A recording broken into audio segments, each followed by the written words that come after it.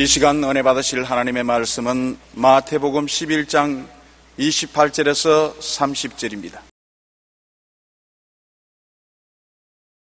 수고하고 무거운 짐진 자들아 다 내게로 오라.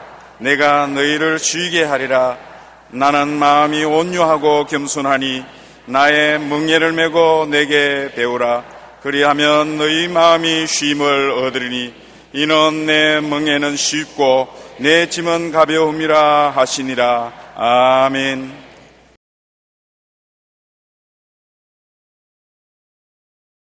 오늘 저는 여러분과 함께 내가 쉬게 하리라는 제목으로 말씀을 나누겠습니다.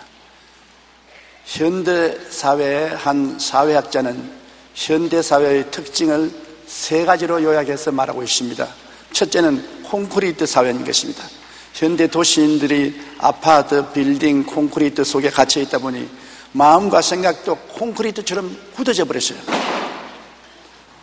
그래서 이웃을 돌보고 섬기기보다는 서로에게 쉽게 상처를 주는 몰인정한 사회가 되어가고 있는 것입니다. 둘째는 스피드 시대입니다. 이어령 씨는 과거 시대가 가마솥 문화이면 신시대는 라면 시대라고 말합니다.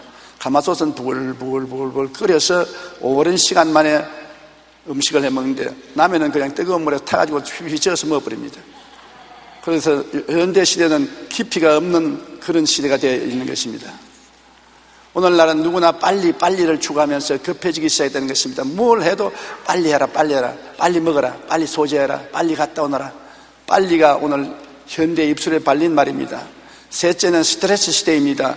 사람들은 성공을 원하지만 실제로 성공하는 사람은 전체 인구의 3%에 불과합니다. 97%의 사람은 고생만 하고 힘들고 어렵게 살아갑니다. 그러므로 많은 사람들이 삶의 스트레스로 인해 두려움, 불안과 공포심, 분노와 원한이 증가합니다. 이러한 현대사회의 비극에 대해 느리게 산다는 것의 의미를 저자한 비에르 상소는 안식의 상실을 잃어버린 세대라고 말했었습니다. 하나님은 인간을 엿새 동안 지으시고 일회째는 하나님 당신 자신이 쉬셨습니다. 그리고 인간들에게 명령하기를 엿새 동안 일하고 일회째는 절대로 쉬라고 말씀하셨습니다. 오늘같이 복잡한 산업사회에서 살아남기 위한 치열한 경쟁으로 휴식 없이 7일 계속 또한 밤낮을 가리지 않고 일할 때가 많습니다. 기계에 기름을 치지 않으면 고장이 나는 것처럼 휴식이 없이 일을 하면 결과에는 병이 들고 맙니다. 제가 서대문에서 목회할 때 설교 통역을 하다가 쓰러졌습니다. 그래서 우리 재직들이 저를 업고 적십자 병원으로 가서 제가 정신을 차린 적이 있습니다. 그러고 난 다음에 또 깨어나자 새벽 기도에 나와서 예배를 인도하니까 우리 장로님 한 분이 상담을 하자고 왔어요. 나라버니 목사님이 참 굉장히 교만하시군요. 아니, 남 아픈 사람 보고서 격려 안 하고 교만하다니. 아니, 무슨 말을 그렇게 하십니까? 그러니까 목사님이 하나님보다 위대한치 하지 않습니까? 하나님도 엿새 동안 일하고 하루 쉬었는데 목사님 뭐라고 하나님보다 좋습니까? 왜 안 쉬고 야단 법석을 합니까? 다른 사람이 좀 맡겨야지. 교만하게 자기가 안 하면 못한다고 그렇게 하면 오래 못 삽니다. 그 말이 내 생애 속에 잊어지지 않고 늘 기억납니다. 정말입니다. 하나님도 엿새 동안 일하고 하루 쉬었는데 우리가 뭐기에 이래 또한 내 일하고 살 수 있다고 생각하는 것입니까? 얼마 못 가서 병들어 죽게 되는 것입니다. 그러므로 예수님께서는 우리에게 두 손을 활짝 내밀고 수고하고 무거운 짐진 자들아 다 내게로 오라고 말씀하신 것입니다. 우리는 수고하고 무거운 짐진 자들아 다 떠나가라 그러는데 예수님은 내게로 오라. 수고하고 무거운 짐을 졌거든 다 내게로 오라. 이 세상의 육체적인 짐도 무거운 짐입니다. 그러나 육체적인 짐보다도 더 무거운 짐이 마음의 짐인 것입니다. 사람은 모두 다 죄짐을 지고 있는 것입니다. 죄짐으로 말미암아 마음의 죄책감을 느끼고 있지요. 가정에 어려운 문제가 생기거나 개인적으로 어려운 문제가 생기거나 자녀에게 어려운 문제가 생기면 간이 턱 내려앉았습니다. 내가 죄를 지었기 때문에 죄값을 받는가 보다. 그런 죄책이 얹어져 있고 사람은 죽음의 입구에 들어가면 무서운 죄책감을 느낍니다. 마음에 무거운 죄책의 짐을 가지고 있습니다. 그리고 부패한 심성의 짐을 가지고 있습니다. 술 먹지 않고 싶은데 자꾸 술 먹을 수밖에 없습니다. 담배를 안 피우려고 담뱃대를 끊겼는데도 불구하고 또 담배 피웁니다. 방탕을 안 하려고 하는데 방탕을 합니다. 미워 안 하려는데 미워합니다. 자기 마음대로 안 됩니다. 자기가 포로가 되어 있다는 것을 알고 그 마음의 고통과 괴로움이 말로 닿을 수 없는 것입니다. 그리고 병들어 슬퍼하는 것입니다. 병은 여러분 육체만 아픈 것이 아닙니다. 병이 들면 마음도 굉장히 아프고 고통스럽습니다. 가족의 부담이 되고 자녀들에게 짐이 되니 마음의 부담이 되고 고통스럽습니다. 그리고 생활에 어려움을 당할 때 마음속에 사는 것이 무언가, 인생을 사는 것이 무언가, 어디서 와서 왜 살며 어디로 가는가, 인생이 너무 허무하구나, 마음의 허무와 무의미가 짓누릅니다. 그러고 난 다음에는 다 죽어야 하니까 죽음은 허무의 짐을 우리에게 짊어지워 주는 것입니다. 사람이 아무리 세상에서 잘났다 해도 죽으면 그때로서부터 흙으로 들어가고 마는 것입니다. 우리나라의 자살률은 2006년 자료에 의하면 10만 명당 21.5명으로 OECD 국가 중에 1위였습니다. 통계청 자료에 따르면 국내 총 사망 원인 중 암, 뇌혈관, 질환, 심장질환에 이어 네 번째가 자살인 것입니다. 경희의료원 성신과의 백종우 교수는 80% 이상이 우울증과 관련이 있다고 말하는 것입니다. 마음의 우울증을 해결하지 못하기 때문에 자살한다는 것입니다.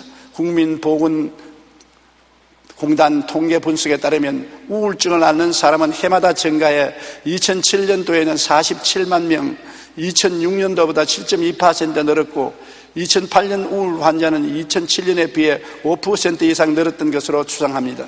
우리의 삶 가운데 육체적 짐도 짐이지만 더 무거운 짐은 마음의 짐이요, 마음의 우울증입니다. 마음의 우울증이 다가오면 모든 인생이 회색빛으로 드러나고 우리 마음속에 살 희망이 없어지는 것입니다. 그러면 우리가 마음을 단단히 먹어야 되겠는데요. 영국의 정신과 의사인 하드필드는 재미있는 실험 결과를 발표했습니다. 그는 사람의 의지가 육체적 힘에 얼마나 영향을 주는가를 시험했는데 이를 위해 손으로 쥐는 악력을 측정해 분석했습니다. 우선 세 사람의 남자를 불러다 놓고 손으로 쥐어보라 했습니다. 보통 상태에서 평균 악력은 45kg였습니다. 딱 쥐는 것이 45kg였어요. 그런데 두 번째는 의사가 그들에게 부정적인 말을 했습니다. 당신들은 약골이다. 육체의 근육을 보니까 힘을 못 쓰게 돼 있다. 영양실조다. 힘이 없다. 그렇게 약하다고 인식을 시켜놓고 또다시 주먹을 쥐라 보니까 겨우 13kg의 악력밖에는 기록하지 못했습니다. 보통 때 45kg를 쥐던 사람이 약하다고 인식을 하고 난 다음부터는 정말로 13kg밖에 쥐지를 못했습니다. 그런데 그 반대로 또 실험하는 사람이 당신은 굉장히 강하다. 당신은 할 수 있다. 당신 근육을 보니까 훨씬 더 무거운 것을 걸머쥘 수 있다. 힘이 있다. 약하지 않다. 튼튼하다. 이렇게 긍정적으로 용기를 주고 측정을 하니까 무려 68kg을 쥐었은 것입니다. 보통 때는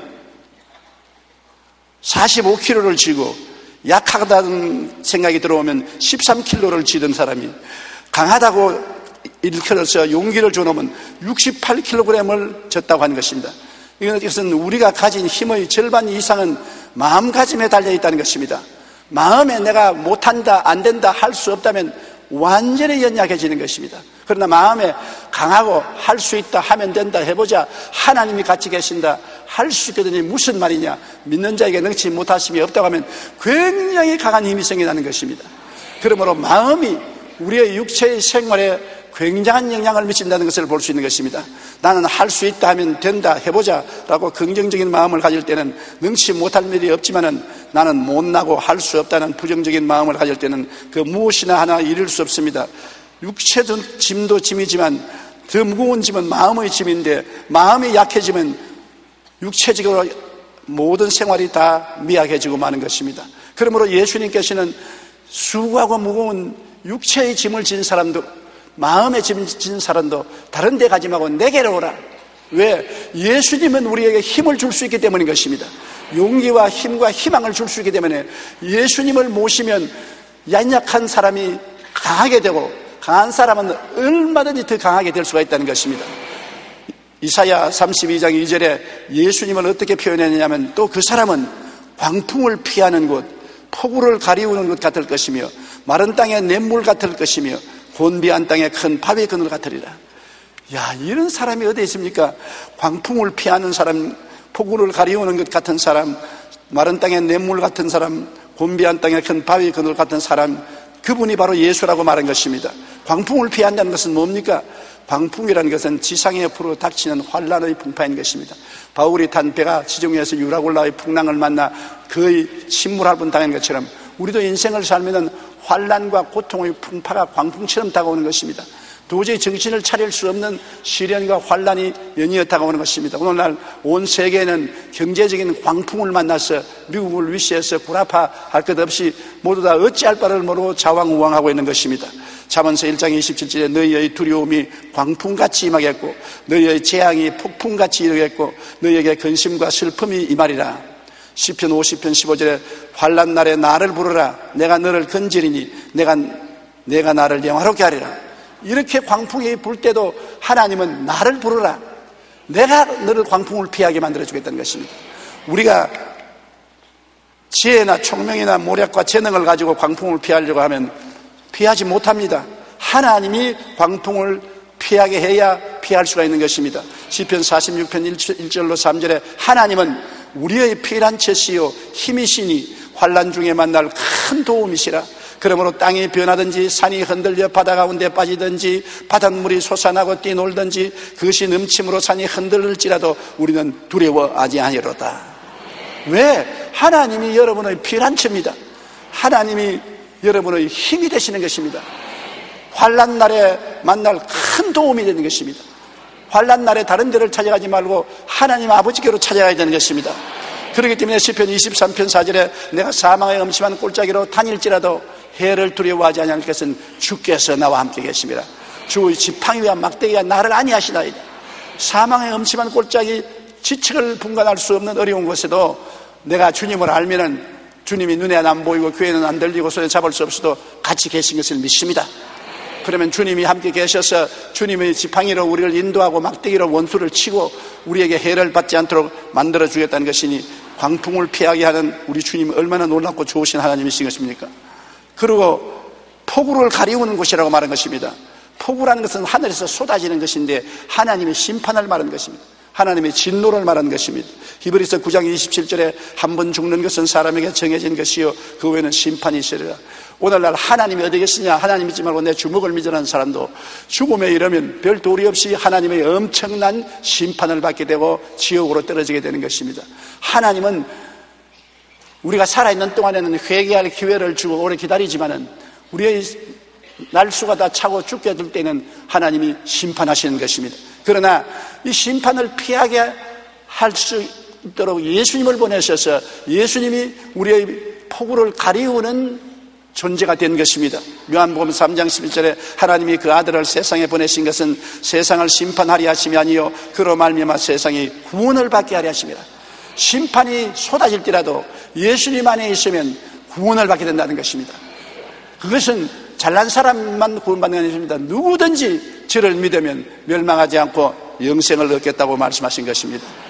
1700년대 후반 영국의 톰 레이디 목사가 어느 날 계곡을 지나가다가 갑작스럽게 광풍과 번개, 소나기를 만나 물이 활활 넘쳐나므로 황급히 피할 곳을 찾다 보니까 한 바위에 틈이 있어요. 그래서 빨리 뛰어들어서 바위 틈에 숨었습니다. 그래서 그 폭풍과 그 홍수를 면하게 되었습니다. 그러자 하나님께 감사하니까 마음에 시가 하나 떠올라왔어요. 그래서 주머니에서 종이를 내어서 그 시를 적었습니다. 그것이 찬송가 188장 만세반석 열린이라는 시인데 영국의 알버트 왕자는 죽음이 임박한 침상에서 이 찬송을 불러달라고 부탁을 했습니다. 월리암 글라스턴 수상도 자신의 장례식에서 이 찬송을 불러달라는 유언을 남겼습니다. 인생의 마지막 길을 가면서 이들은 돈도 명예도 권력도 더 이상 위로와 소망이 될 수 없는 것입니다. 돈도 명예도 권세가 죽는 길을 어떻게 막을 수가 있는 것입니까? 오직 예수님만이 그들의 반석이요 위로요 안식임을 알았던 것입니다. 인생의 길에서 광풍을 만나거나 폭우를 만났을 때, 그리고 죽음이 눈앞에 다가올 때 우리의 위로와 안식은 오직 예수님밖에 없는 것입니다. 예수님은 바로 여러분의 만세 반석인 것입니다. 광풍이 불어오고 폭우가 쏟아질 때 예수님은 손을 내밀고 내 반석으로 들어오라. 내 반석이 열려있다. 살을 찢고 피를 흘려서 열려있으니 내 안에 들어오면 안전하다고 말하는 것입니다. 살아생전에도 안전하고 죽어서 심판받을 때도 안전해서 예수님 안에서 우리는 성공적인 삶과 성공적인 죽음을 가질 수가 있는 것입니다. 그 다음에 예수님은 마른 땅에 냇물 같은 분이라고 말하는 것입니다. 여러분, 땅에 물이 없으면 아무 생물이 살 수 없습니다. 벌레도 고기도 동물도 못 삽니다. 그러나 그 마른 땅에 샘물이 흐르기 시작하면은 당장 풀들이 돋아나고 생명들이 생겨나고 고기가 생겨나는 것입니다. 예수님이 나는 마른 땅에 냇물 같은 분이다. 내 마음이 낭패와 실망을 당하고 황막하고 사막까지 되었을지라도 예수님이 들어오면 샘물이 되는 것입니다. 예수님의 샘물에서 물이 흘러나오기 시작하는 것입니다. 희망이 없는 곳에는 희망을, 죽음이 있는 곳에는 생명을 주는 생명수 역사를 하는 것입니다. 예수님은 종교가 아닙니다. 예수님은 이 황막한 광야 같은 세상에 낭패와 실망을 당하고 메말라 죽어가는 그 마음에 예수님은 샘물로 들어오는 것입니다. 영원히 솟아나는 샘물이 되어서 우리가 그 예수님을 모시면 마음에 영혼이 잘되고 범사에 잘되며 강건하고 생명을 때 넘치게 얻는 생명의 역사가 일어나기 시작하는 것입니다.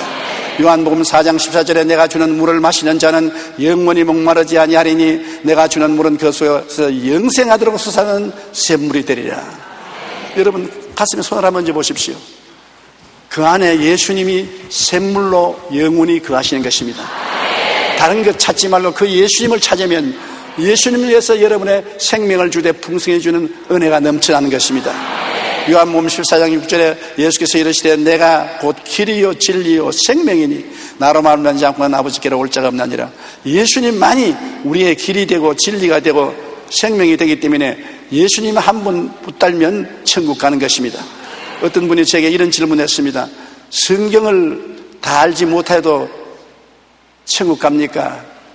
구약 성경에 우리가 알 수 없는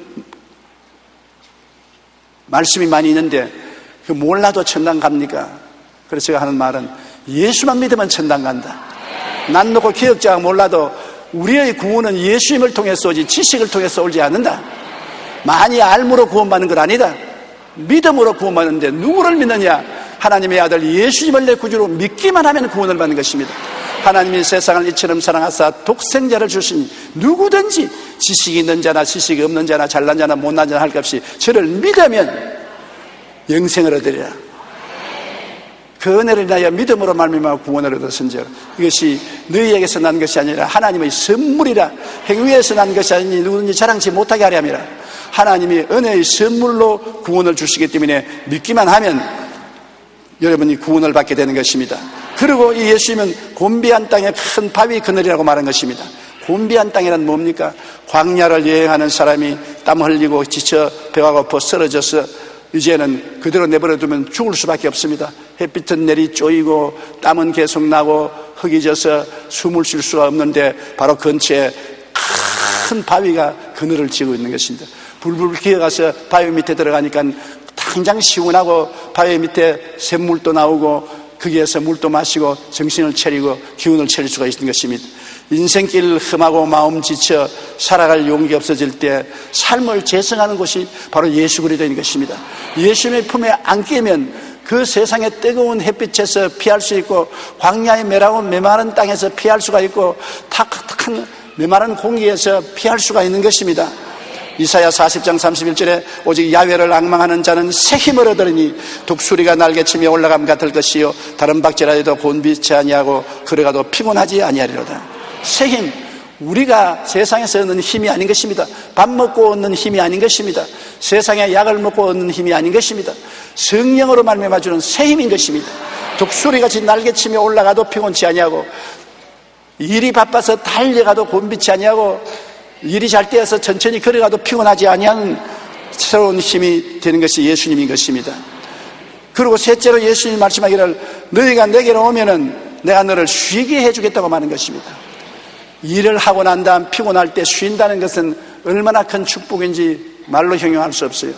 6.25 사변 때 우리가 살기가 힘들었지 않습니까? 저는 6.25 사변 때 고등학교 1학년 때인데 살기가 너무 힘드니까 밤에 부두에 하역 작업에 나가는데 그때는 20살 된 애들만 불렀는데 나는 17살이었는데 키가 컸기 때문에 20살 같이 보였습니다. 그래서 20살에 속여서 부두에서 하역 작업을 하는데 초저녁까지는 버티어 나가 있어요. 레이션 박을 어깨에 걸머쥐고 갔다 날 수 있는데 초저녁이 지나고 난 다음에 저녁을 먹고 아침 새벽까지 일할 때는 도저히 일할 수가 없어요. 그냥 짐을 지르고 그냥 주저앉아 버리고 말아요. 그러면 흑인 병사가 와서 발로 차고 몽둥이로 때렸습니다. 때리고 차도 관심이 없어요. 자원 맨 땅에도 꿇어 앉아서 잠을 자야지 안 자고는 못 견디겠습니다. 내가 그때 느꼈습니다. 사람이 쉬지 않고는 못 산다. 아무리 힘이 있어도 그 힘이 끝까지 가지는 않는다. 쉬어야 된다는 것입니다. 그런데 예수님 앞에 나오면 쉬게 해주겠다고 말한 것입니다. 아무리 우리 생활이 어렵고 고통스럽고 괴로워도 6해 동안 일하고 1일째 교회에 나와서 주님 품에 들어오면 내가 알 수 없이 마음에 휴식을 얻게 된다는 것입니다. 그런데 예수님 품에 들어가는 것이 힘들어요. 예수님이 나는 마음이 온유하고 겸손하니 나의 멍에를 메우고 내가 배우라. 그래야만 마음에 쉼을 얻는다는데 우리가 마음에 온유하고 겸손을 배워야 예수님 안에 들어가서 쉴 수 있는 것입니다. 온유하자는 것은 길들임을 잘 받는 것입니다. 가축인 소나 양이나 염소는 온유한 가축입니다. 길을 잘 들여서 사자나 호랑이나 범은 온유하지 못합니다. 길들이지 않습니다. 사나운 짐승입니다. 그러나 길 잘 들이는 건 온유합니다. 우리도 하나님의 성령의 은혜로 길 잘 들린 사람은 하나님께 아주 순종을 잘하는 온유한 사람이 되지만은 그렇지 않은 사람은 아주 왈가닥이 되어서 자기 멋대로 사는 것입니다. 순종하고 주님을 잘 따르는 사람, 온유한 사람을 주님께서 받아들이는 것입니다. 시편 37편 11절에 온유한 자들은 땅을 차지하며 풍성한 화평으로 즐거워하리로다. 싸나운 사람이 땅을 차지하는 것이 아니라 온유한 사람이 차지하는 것입니다. 우리 생각에는 싸납게 말을 하고 주먹을 휘두르고 발로 차고 맹렬히 달라드는 사람이 땅을 차지할 것 같은데 그렇지가 않아요. 땅은 하나님이 가지고 계시고 하나님이 원하는 사람에게 차지하게 만들어주는 것입니다. 여러분, 온유한 사람, 온유한 민족이 땅을 차지하지 싸납고 다스릴 수 없는 그런 완악한 마음을 가진 개인이나 민족이 땅을 차지하지 않습니다. 히브리서 5장 8절로 9절에 보면 그가 아들이 있으면서도 받으신 고난으로 순종함을 배워 온전하게 되었은즉 자기에게 순종하는 모든 자에게 영원한 구원의 근원이 된다고 말씀한 것입니다. 예수님은 많은 시험과 환난을 통해서 하나님께 순종하는지 아는지를 훈련했습니다. 예수님은 죽기까지 순종했습니다. 온유한 분이 예수님인 것입니다. 부드럽고 순종하는 그러한 성격을 가지고 있는 것입니다. 그래서 우리도 부드럽고 순종하고 잘 따르는 그런 마음을 가지고 주님께 나오면 주님께서 우리를 끝까지 구원해 주시겠다고 약속하신 것입니다. 그리고 겸손해야 됩니다. 자기 마음을 낮추고 주님을 높이고 주님 앞에 언제나 꿇어 엎드려서 주님을 경배해야 되는 것입니다. 사람들은 조금만 잘 살게 되면 교만해지는 것입니다. 겸손하게 낮아져서 일할 때는 성공을 했으나 성공하고 난 다음에 살만하게 되면 큰 쉼을 쉬고 그다음에 금방 져지는 것입니다. 목에 힘이 들어가는 것입니다. 교만은 패망의 선봉이요 거만한 마음은 넘어지면 앞잡이가 되는 것입니다. 교만하면 넘어집니다. 교만하면 패망하는 것입니다.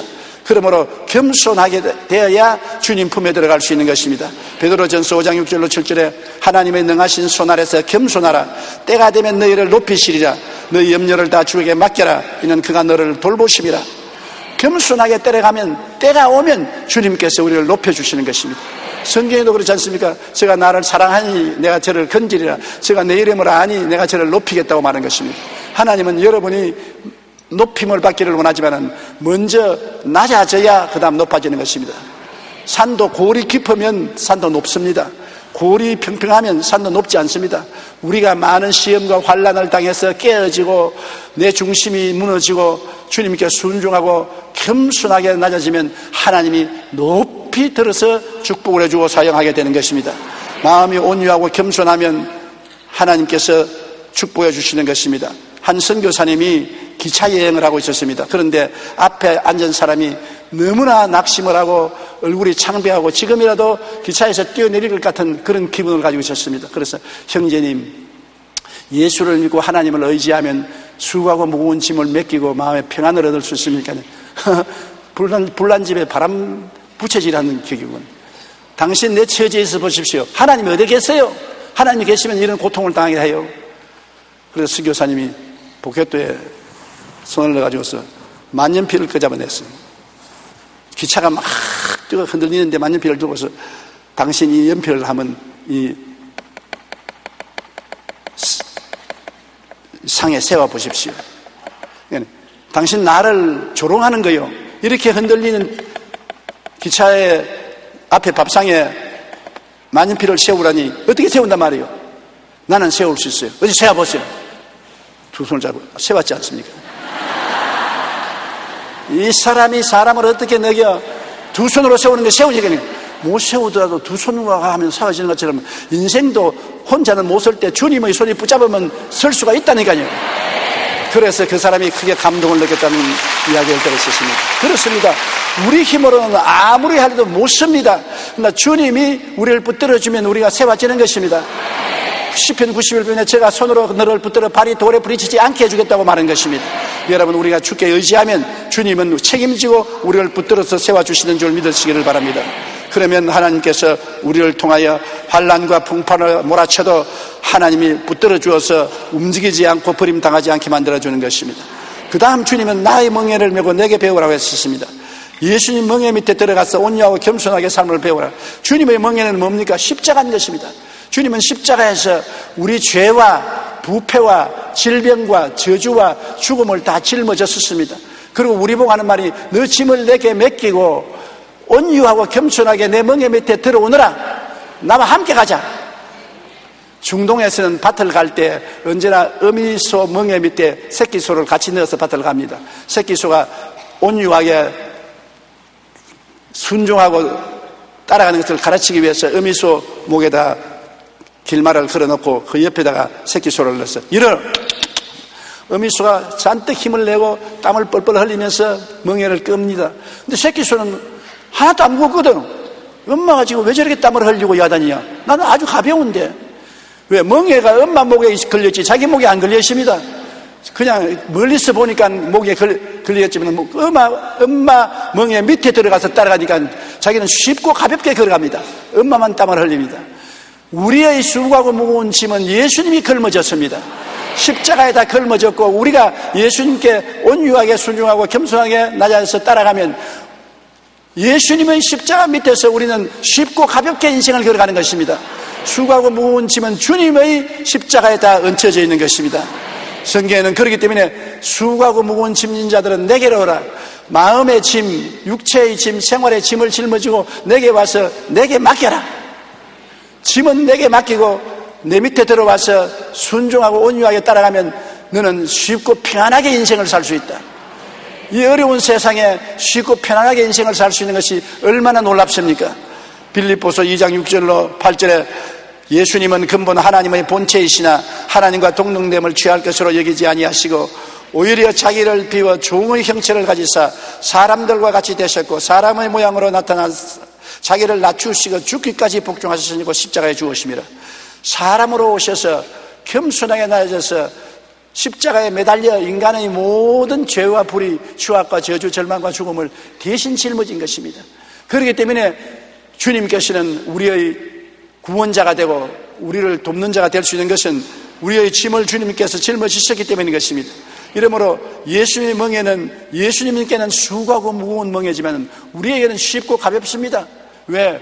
예수님 멍에 속에 들어가면 우리는 우리 죄 때문에 죽을 필요가 없어요. 이미 예수님이 우리 죄 때문에 죽었으니까.